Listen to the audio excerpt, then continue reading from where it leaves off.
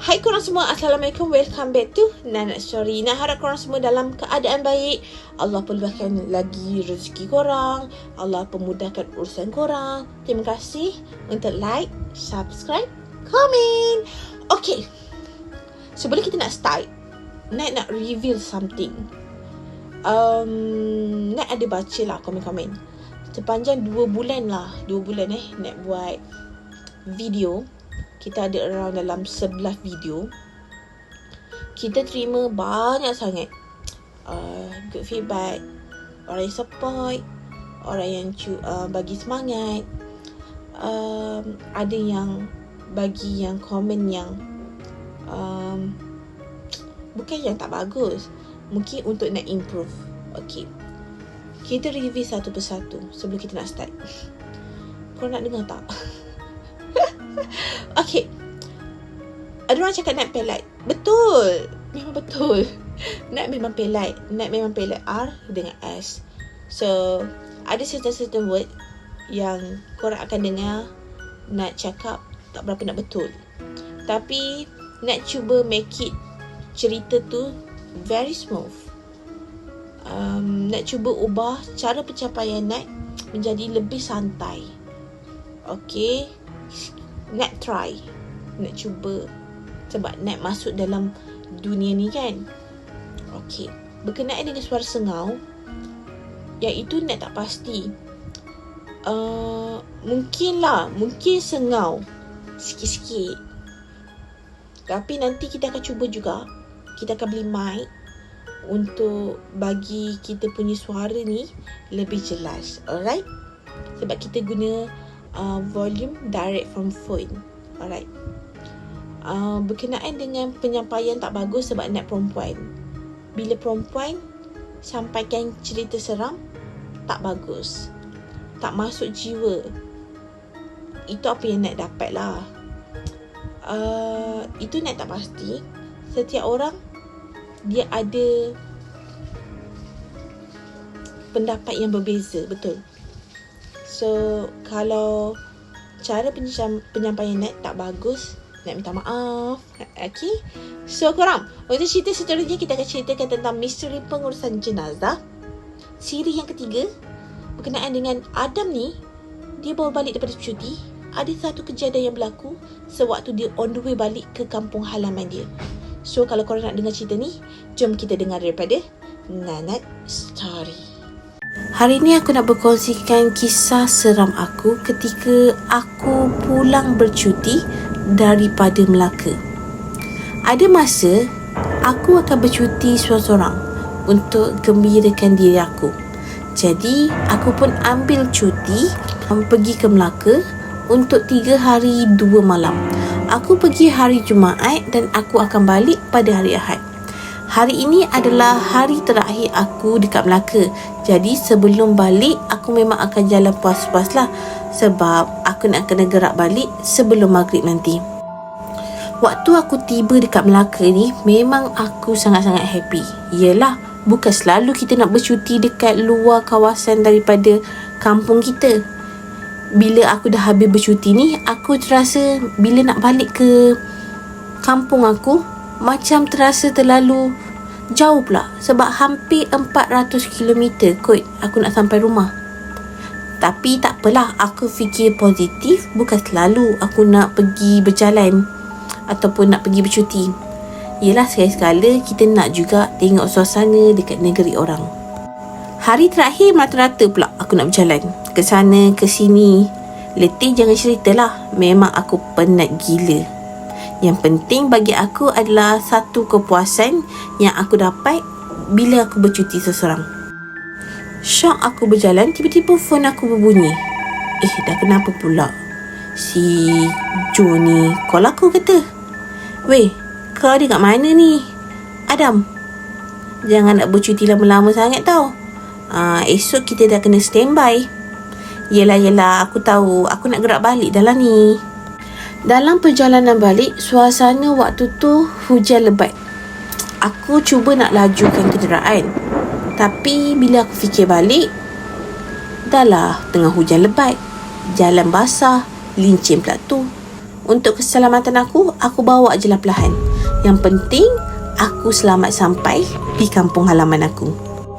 Lebih kurang 2 jam lepas tu, aku pun berhenti dekat R&R sekejap. Aku nak solat jamak. Waktu tu jugalah perut aku ni meragam. Yelah, sebelum aku gerak balik, aku pergi bantai asam pedas dekat sana. Lepas je keluar tandas, aku ada perasan ada seorang pakcik ni dalam lingkungan 50-an tengah mencari-cari seseorang. Aku pun tengok dalam lama jugalah aku tengok pakcik tu.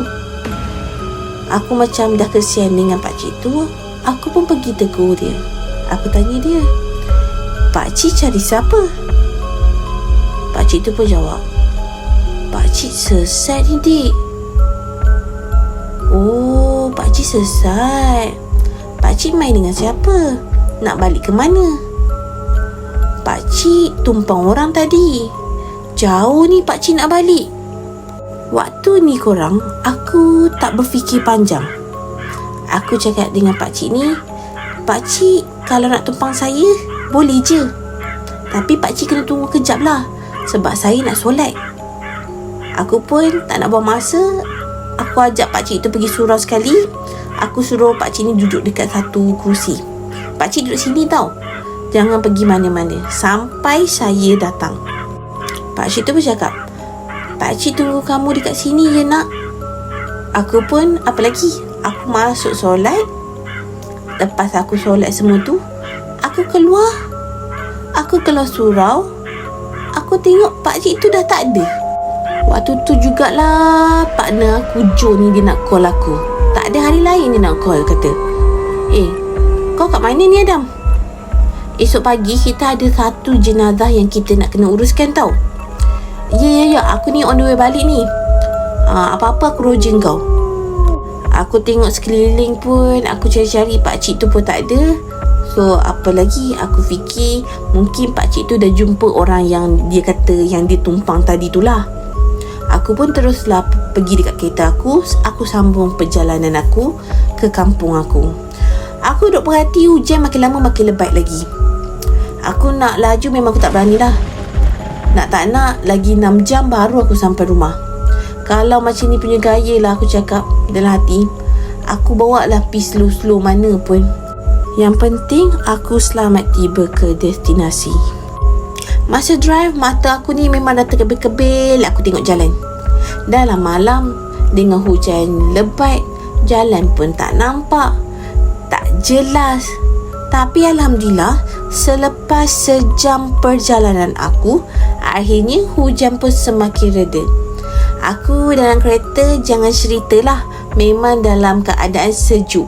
Sebab aircon pun boleh tahan sejuk juga waktu malam, lagi-lagi waktu hujan. And aku pun rasa macam dah nak terkucil, tapi aku tahan. Sebab nak cari tandas pun boleh tahan mencanak juga jauh. 35 minit lepas tu, aku jumpa satu lagi perhentian.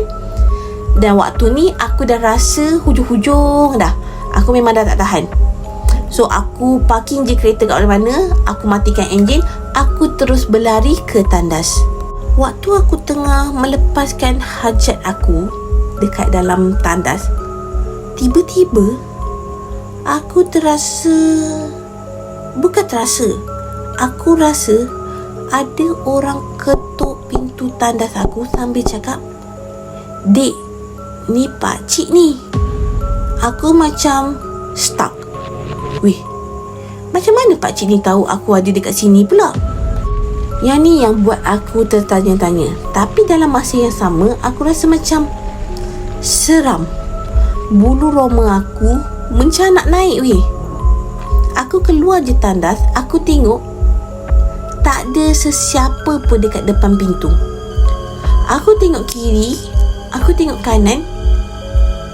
Takkanlah aku seorang je dalam tandas ni. Aku pun basuhlah tangan, basuh muka. Tiba-tiba suara pakcik tadi cakap, "Tunggu pakcik kejap ya." Aku tengok balik pintu tandas. Semua terbuka. Pintu tandas semua terbuka. Yang ada pun hanya aku seorang je dalam tandas tu. Aku terus keluar R&R. Aku tengok tiba-tiba pakcik yang aku jumpa dekat R&R tadi dekat depan mata aku. Terkejut aku waktu ni. Tiba-tiba bulu roma aku yang biasa tiba-tiba jadi tegak.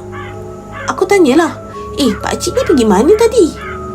Ni pakcik sampai sini ni pakcik tumpang siapa pula?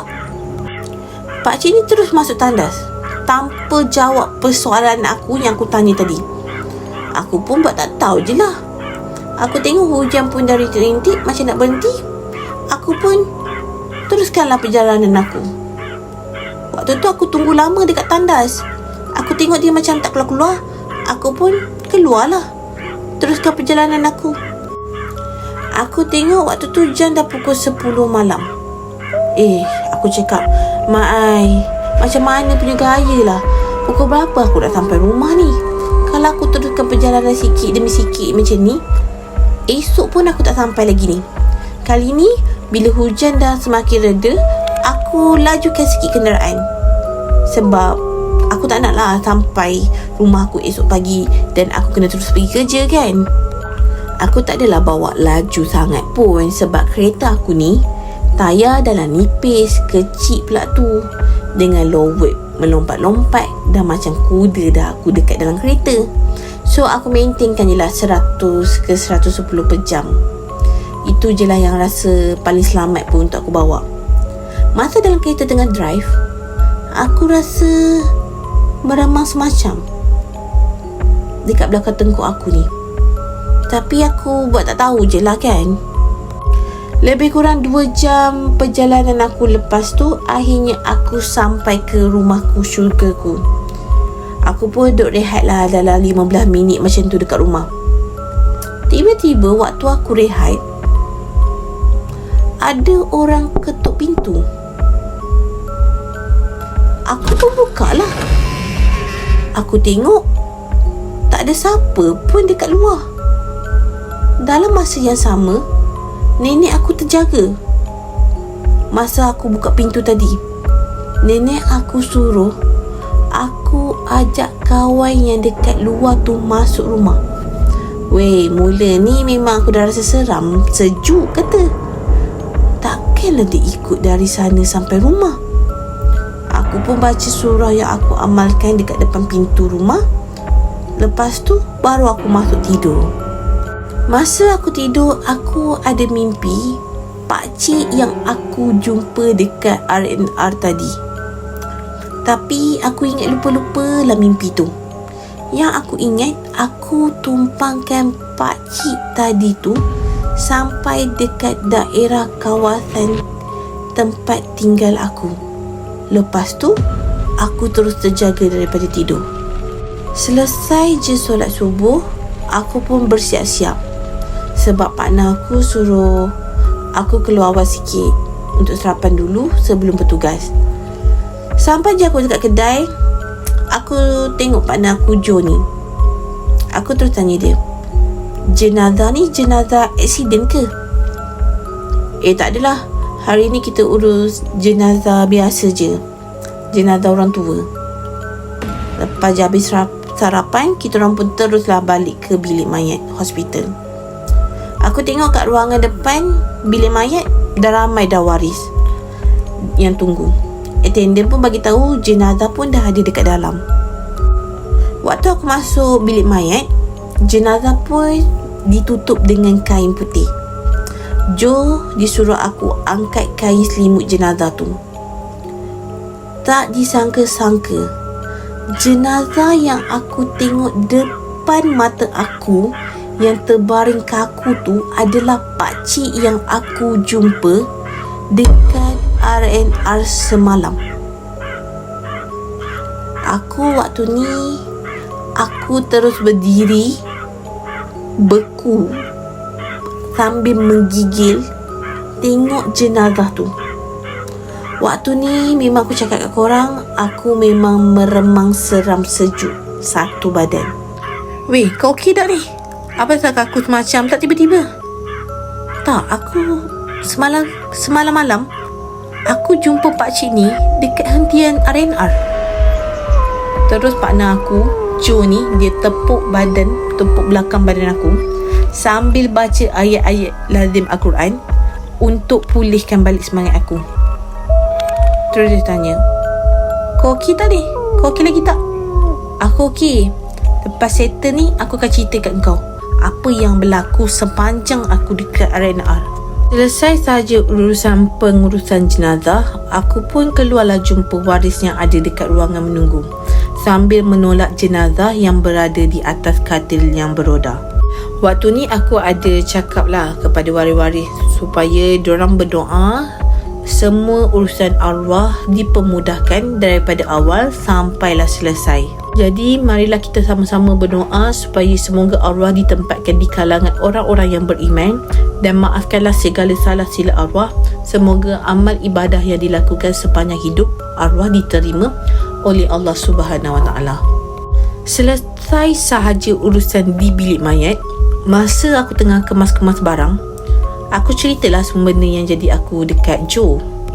Makin lama aku bercerita, makin meremang seram sejuk badan aku ni.